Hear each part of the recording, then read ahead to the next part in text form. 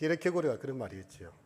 무엇을 위해서 살아도 내 삶이 아깝지 않고 죽어도 내 삶이 아깝지 않는 그 무엇을 발견한 사람은 행복한 사람이다. 대부분의 사람들이 그냥 하루하루 그냥 살지 정말 이것을 위해서 내 생명을 던져야 되겠다, 죽어도 아깝지 않다라고 말할 수 있는 그것을 가진 사람이 별로 없다는 것입니다. 우리는 나를 위해서 죽으신 그리스도를 위하여 살고 또 그분을 위하여 죽어도 아깝지 않다면 우리의 인생은 참으로 행복한 인생인 줄 믿습니다. 두 소년이 이렇게 아르바이트를 하게 됐는데 굴뚝 청소 아르바이트를 하게 됐습니다. 열심히 굴뚝을 청소하고 나오니까 한 소년이 이제 얼굴이 시커멓게 돼서 나왔고요. 다른 소년은 뭐 그렇게 많이 그렇지 않고 그래도 조금 하얀 모습으로, 상대적으로 하얀 모습으로 내려왔어요. 서로 얼굴을 딱 쳐다보더만 누가 세수를 하러 갔겠습니까? 네, 세수를 하러 간 사람은요, 이게 얼굴이 조금 하얀 친구. 옆에 친구가 저렇게까지 지금 구더기에 이렇게 막 이렇게 손건더기 묻었다면 나도 똑같을 것이다 생각했기 때문에 갑니다. 근데 많이 묻은 친구들 앞에 보니까 별로 안 묻었거든요. 뭐 저 정도면 나도 괜찮겠다. 이게 참 아이러니하지 않습니까? 근데 이게 탈무드에 나오는 유명한 그런 이야기입니다. 사람들은 누구나 자기가 보는 관점으로 다른 사람도 자기를 이렇게 본다. 이게 투사라고, 심리학적 용어로는 투사라는 단어를 쓰거든요. 우리 속담에 보면 뭐 돼지 눈에는 뭐만 보이고 또 뭐 부처 눈에는 뭐만 보인다 이런 말이 있듯이 사람은 누구나 자기 중심적으로 세상을 판단하고 타인을 본다는 것이죠. 이런 요셉의 이야기가 제일 처음 시작될 때 이제 요셉이 이렇게 형들로부터 미움을 많이 받습니다. 왜? 아버지가 요셉만 사랑하니까 그를 더 사랑하는 것을 보고 그를 미워하여 꿈을 꾸고 나서 더욱 그를 미워하여, 그리고 뭐 열한단의 이야기와 하늘의 이런 이야기를 들으면 그를 더욱 미워하더니 미움이 계속 더해졌던 거죠. 오늘 본문 읽어서 하나의 사건이 있죠. 요셉의 형제들이 그들의 아버지가 죽었음을 보고 말하되 요셉이 우리를 미워하여, 이렇게. 왜냐하면 자기들이 요셉을 미워했기 때문에 요셉도 자기를 미워한다고 생각하고 있는 상황입니다. 여러분, 사실 우리가 부고 소식을 언제든지 듣지 않습니까? 저도 오늘 이렇게 부고 소식을 받았어요. 이렇게 나이 드신 한 목사님, 귀한 목사님의 부고 소식이었는데 그 동생분이 되시는 분이 우리 오빠 되시는 목사님이 돌아가셨습니다 하면서 부고장을 보냈더라고요. 여러분, 우리가 이 죽음의 소식을 언제나 듣게 됩니다. 이번 남편의 죽음 앞에 통곡하는 과부는 왜 울까요? 물론 남편이 빨리 떠나서 슬프기도 하고 아프기도 합니다. 울죠. 하지만 남편 없는 세상에 나 혼자 이제 어떻게 애를 키우며 살아야 되나? 이 자기 신태, 살아남아 있는 사람이 문제인 거예요. 돌아가신 분은 이미 끝났어요. 재산이 얼마였든지 빚이 얼마였든지 그가 어떤 삶을 살았든지 이제 하나님 앞에 설날만 남았지 이 땅에서의 모든 것은 다 끝이 났습니다. 문제는 남아있는 사람들이죠. 요셉의 형들이 지금 갑자기 요셉을 바라보면서요 걱정이 됐어요. 아버지가 살아계셨을 때는 그 아버지 눈치 때문에 우리를 좀 용서하는 것처럼 한 것 같은데 진짜 용서했을까? 아버지 때문에 우리를 그냥 가만 놔준 게 아니었을까? 이 미움이라는 단어, 우리를 미워하여, 요셉은 형들을 미워하지 않았거든요. 근데 그들이 그들의 투사를 요셉에게 던지고 있는 것입니다. 그 전에 당했던 온갖 어려움들을 이제 드디어 칼을 빼고 안갚음할지 모른다. 요셉은 형들을 만났을 때 이미 용서했습니다. 당신들이 나를 보낸 거 아니고 하나님 나를 보내셨고 당신들을 향한 악을 하나님 선으로 바꾸셨고 그렇게 하나님의 큰 뜻 안에 다 용서를 했어요. 근데 17년이라는 세월이 지났는데 혹시라도 요셉이 이 최고 권력자, 갑 중의 갑, 애굽의 최고 통치자인 실권자죠. 사실은 애굽의 파라오도 요셉이 시키는 대로 하는 왕입니다. 7년 동안 이렇게 곡식을 모으세요. 7년 동안 나눠주세요. 여러분, 왕도 다 시키는 대로 해야 되는 상황. 이 사람이 우리를 어떻게 할까? 자기들을 미워할지도 모른다는 생각이 계속 드는 것입니다. 그들 속에 깊이 잠재되어 있던 죄책감이죠. 평상시에는 이렇게 물에 보면 이렇게 다 뭔가 깔아 앉아 있지 않습니까? 비타민이 넣으면 비타민 깔아 있습니다. 와, 흔들면 어떻게 됩니까? 비타민이 싹 올라오죠. 이 지금 요셉이 엉얼어지고 이렇게 우리를 미워하는 마음을 발톱을 숨겨놨다가 이제 아버지 돌아가셨으니까 드디어 응징을 할 것이다. 얼마나 그들이 경상도 말로 쪼렸겠습니까? 숨을 못 쉴 정도예요. 그래서 얼마나 큰 두려움이 있었는가 하면 그들이 요셉과 눈을 맞추지 못합니다. 예, 죄책감이 있는 사람은 눈을 맞추지를 못해요. 그 앞에 서는 것조차도 부담스러웠습니다. 그래서 아버지의 장례식이 끝나고 나서 그들이 어느 정도 용서에 대한 확신이라도 있었다면 요셉을 찾아가 가지고 다시 한 번 더 용서를 청할 수도 있습니다. 근데 그것조차도 하지 못했어요. 여기에 보면 요셉에게 말을 전하여, 이 히브리 원문에 보면 다른 사람을 보냈다는 거죠. 직접 대면하지를 못하고 다른 사람을 낀간을 가지고 네가 가서 좀 대신 좀 요셉의 신기를 한번 살펴봐라. 사람을 보내고 있어요. 근데 그들이 요셉을 마주할 수 있었던 것은요, 형들이 용서를 청한다는 그 말을 듣고 요셉이 분노해하지 않고요, 눈물을 흘렸다. 오늘 본문에 나오더라고요. 요셉이 그들이 그에게 하는 말을 들었을 때 울었더라. 요셉은 또 왜 울었을까요? 이 형들이 그렇게 17년 전에 내가 용서를 다 선언했는데도 아직도 죄책감에 사로잡혀 있다니. 요셉이 그들 향해서 마음이 말랑말랑하다는 것을 깨달았을 때 울었다는 그 이야기를 듣고 나서야 그의 형들이 또 친히 왔어. 드디어 친히 오는 겁니다. 친히 발걸음을 해서 옵니다. 얼굴도 못 마주칩니다. 그냥 종처럼 엎드립니다. 바닥에 납죽 노예처럼 엎드려가지고 우리는 당신의 종들입니다. 이렇게 표현하고 있는, 형들인데 자신을 종들이라고 표현하고 있는 그런 장면입니다. 요셉에게 말을 전할 때요, 당신의 아버지가 돌아가시기 전에 이렇게 명령하셨다는 그런 표현을 적고 있어요. 이것은 이제 무슨 내용인가 하면 요셉에게 이르라, 내 형들이 네게 악을 행하였을지라도 이제 바라건대 그들의 허물과 죄를 용서하라 하셨나니 당신 아버지의 하나님의 종들인 우리 죄를 이제 용서하소서. 이게 이제 중간에 말을 전한 사람의 말이었거든요. 그러니까 이게 뭔가 하면 아버지가 이제 요셉에게 이런 유언을 했으니까 제발 우리를 용서해라는 그들의 강력한 표현이 여기 담겨 있는 것입니다. 그런데 아버지가 이런 말을 했을까요? 따로 형제들 불러다가 요셉한테 내가 이렇게 일할 테니까 요셉 이런 일에 대해서 다시 말을 하지 말아라고 그렇게 신빙성 있는 말을 했을까요? 아버지가 아들한테 못할 말이 뭐가 있겠습니까? 만약 그렇게 했다면 요셉을 직접 불러다가 열 아들의 과거의 소행을 밝히고 요셉을 노예로 판 일에 대해서 알았다는 암시가 있어야 되는데 그런 말이 성경에 한 군데도 나오질 않습니다. 한 군데도 안 나와요. 이건 무엇인가 하면 형들이 너무 두려움에 떨었기 때문에 그들을 이렇게 쉴드 쳐주고 있었던 큰 그늘막이었던 야곱이 사라져버린 것입니다. 아버지 때문에 모든 관계가 유지되고 있었는데 이 아버지가 없어졌기 때문에 이제 요셉이 언제든지 우리를 미워하고 안갚음할 수 있다. 절대 권력자인 요셉 앞에 그냥 가서 종들이라고 엎드린 이유도 바로 그것 때문입니다. 공포심이 어마어마해요. 자기들이 요셉을 그렇게 미워했었기 때문에 요셉 또한 자기들에 대해서 홀이라도 남기지 않고 다 찾아낼 것이다. 그런 공포심이 가득했던 것입니다. 요셉은요, 다 용서했어요. 다 용서했어요. 여러분, 우리 중에도 하나님의 용서를 의심하는 자들이 많습니다.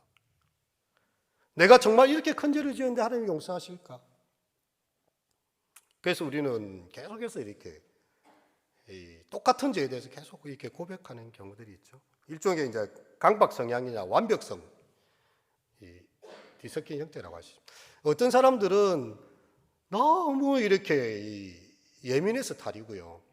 어떤 사람도 또 너무 무감각해서 탈이에요. 예수님께서 이 성찬하시면서 이렇게 발을 씻겨 주셨잖아요. 제자들의 더러운 발을 씻겨 주셨습니다. 내가 주와 선생이 되어 너희의 발을 씻겼으니 너희도 서로 발을 씻기는 것이 옳도다. 그런데 이 베드로가 오버합니다. 예수님 씻겨주려면 목욕을 다 씻겨주십시오. 예수님아, 됐다. 이미 목욕한 사람은 발만 씻으면 됐다. 너무 오버액션 하지 마라, 베드로. 우리에게 이미 예수님께서 십자가를 통해서 우리의 죄를 용서하셨어요. 그러면 우리는 죄가 전혀 없는 것입니까? 근데 매일매일 또 짓는 우리의 죄가 있죠. 발을 씻어야 돼요. 한 번 목욕했다고 해서 아무것도 안 씻고 그렇게 하면 안 됩니다. 매일매일 연약함에 대해서 우리는 고백하는 그런 게 필요하지만, 처음으로 다시 돌아가서 내가 다시 지옥에 떨어질 것 같은 공포심에 사로잡혀서 있는 건 하나님의 은혜를 무시하는 처사라는 거죠.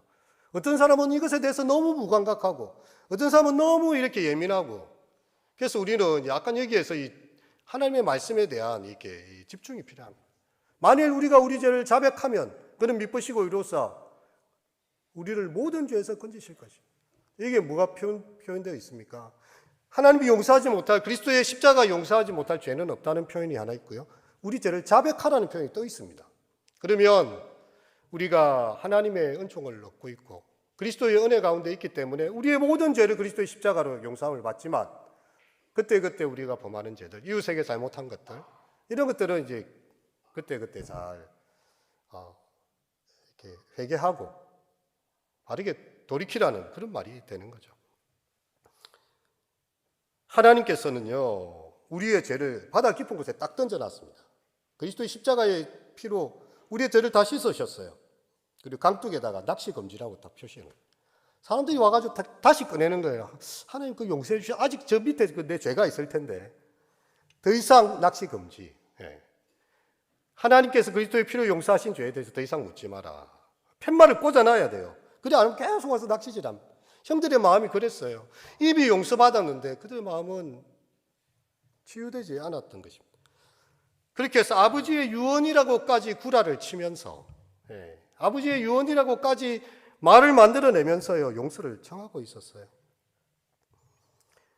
요셉의 형들이 애굽에 온 후에도 그들의 두려움은 여전히 그치지 않았구나. 17년 동안에 함께 사는 동안에도 그들은 마음을 졸이면서 살고 있었구나.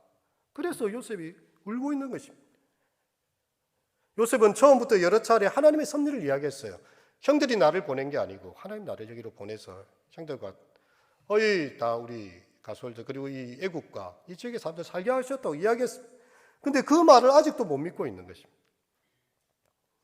18절 19절에 보면요, 그의 형들이 또 친히 와서 요셉 앞에 엎드려 이르되 우리는 당신의 종들이니이다 이렇게 할 때예요, 요셉이 두려워하지 마소서 내가 하나님을 대신하리이까. 이게 얼마나 큰 말이 있습니까? 하나님을 대신할 수 없다는 것이죠. 힘 있는 사람이 다른 사람의 고통을 생각하면서 연민을 느껴 눈물 흘리는 분들은 잘 없습니다. 권력을 휘두르고 명령을 내리는 삶에 익숙해지다 보면요, 사람들의 애환과 고충 따위는 이해를 못할 수가 있어요. 근데 요셉은 그런 사람이 아니었어요. 그의 마음은 섬세하고 자유로운 마음이 가득 차 있습니다. 형들이 불쌍한 거예요. 아니 그렇게까지 이야기했는데 형들이 얼마나 힘들었을까. 17년 동안 내한테 말은 못하고 얼마나 힘들었을까.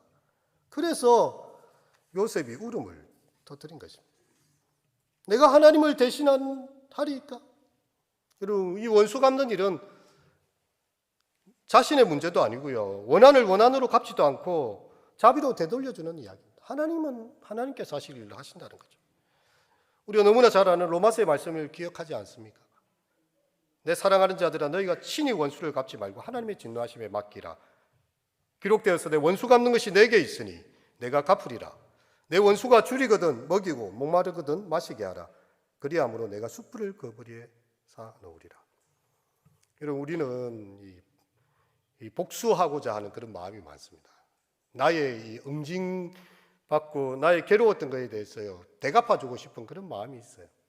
그런데 성경은요, 원수를 너가 갚지 말고 하나님께 맡겨버리라고 해요. 도리어 원수가 배고파서 있으면 먹을 거 주고 목마르거든 마시게 하고, 너는 악을 악으로 갚지 말고 선으로 악을 이기라는 그런 말씀이죠.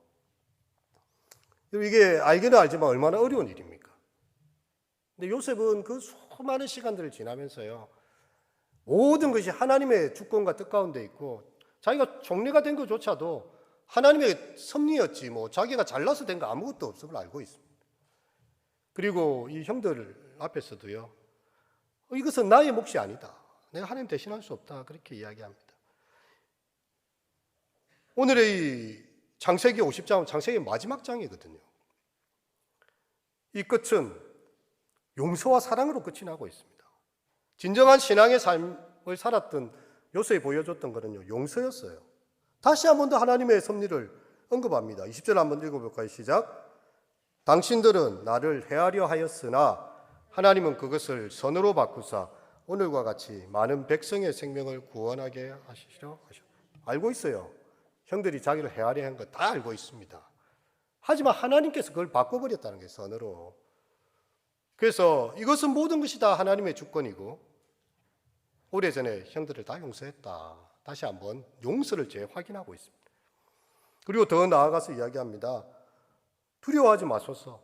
내가 당신들과 당신들의 자녀들을 기르리이다 하고 그들을 간곡한 말로 위로하였더라. 형님들뿐만 아니라 형님들 자녀들까지 내가 다 보살피고 먹일 테니까 아무런 걱정하지 마시고 두려워하지 말라는 거죠. 악을 악으로 갚지 않는 것은 물론이고요. 사랑으로 보살피고 또 돌보아 주겠다는 것입니다. 히브리어 원문을 보면 내가 이렇게 라는 단어가 더 이렇게 앞서 나오고 있죠. 내가 형들과 형들의 자녀들을 어린 것들 다 돌봐주겠습니다. 여러분, 요셉은 이렇게 형들에게 용서와 위로의 말로 그 가슴을 울리는 말을 하고 있죠. 간곡한 말로 위로하고 있습니다. 이거에 대해서 다시는 말하지 마십시오. 나는 당신들을 다 기를 것입니다. 헛된 두려움에 사로잡히지가 않았고요. 하나님 앞에서의 그 용서를 알았던 사람이죠. 우리가 주기도문마다 기도하지 않습니까? 우리가 우리에게 죄 지은 자를 사하여 준 것과 같이 우리에게 죄 지은 자를 우리의 죄를 사하여 주옵시고. 이런 우리는 과연 이러한 기도의 삶을 살고 있습니까? 우리에게 죄 지은 사람들 사해 준 것처럼 나의 죄도 용서해 주시고. 그럼 우리가 용서해 주는 삶을 살아야 된다는 거죠. 평상시에 잘못된 사람이 미안하고 잘못했고 정말 내가 그때 실수했습니다. 미안합니다. 죄송합니다. 용서해 주라는 거죠. 그렇게 하는 자만이 하나님 앞에 우리 죄를 사하여 달라고 이야기할 수 있는 것입니다. 남아프리카에서요, 움타타라는 곳에 1918년에 이 템부족의 추장의 아들이 태어났습니다. 이 아들이 대학 재학 중에 시위를 주동하다가 퇴학을 당했어요. 그리고 남아공 최초의 이제 흑인 변호사가 되었는데 왜 사람을 피부 색깔로 이렇게 차별하느냐 이렇게 그런 운동을 벌이다가 반역죄로 체포가 됐습니다. 남아공은 이 흑백주의 차별이 엄청 제일 지구상에 심했던 나라입니다. 그래서 그런 말을 했다고 반역죄로 해서 체포를 당했고요. 내란죄로 27년간 복역을 시켰습니다. 자기 입장에서는 정당한 말을 한 거예요. 아프리카 이 남아공화국의 부족들을 대변해서 한 이야기인데 자기를 27년간 자기의 청춘과 젊음을 다 그냥 감옥에서 보내겠습니다. 근데 그가 석방이 되었을 때 어떤 말을 했는지 아십니까? 내 감옥에 있어서 중대한 결정을 해야 했다. 나의 선택은 화해였다. 나는 정오를 품고 있어서 정오를 품고서는 자유를 향한 여정을 계속할 수 없다고 생각했다. 그리고 자기가 이제 최초의 흑인 대통령으로 남아공의 대통령이 되었거든요. 350년간의 인종분규와 인종차별 정책을 다 철폐시킨 일이다. 보복의 정치를 하지 않았다는 거예요. 나는 용서하고 그렇게 화해함으로써 이 나라를 통합시키겠다. 그래서 넬슨 만델라 아닙니까? 노벨 평화상 수상했지 않습니까? 과연 그가 27년간 나의 인생을 좀 먹고 나를 이렇게 부당하게 종신형을 취했던 그 판사들, 그 백호주의자들, 내가 나가기만 하면 다 처단할 것이다. 분노를 칼을 품고 살았다면 그가 이런 일을 할 수 있었을까요? 아니에요. 비폭력주의를 실천하면서요. 정오를 품지 않았다는 거죠. 그래서 이 남아공이 분리되지 않고 그렇게 건강한 나라가 될 수 있었던 것입니다. 여러분, 우리에게 있어서 우리는 어떠한 기도를 드리고 있습니까? 또 우리는 그 기도에 대한 어떠한 삶들을 살아가고 있습니까? 말씀을 생각하시면서 다 함께 기도하시고 제가 마무리 기도하도록 하겠습니다.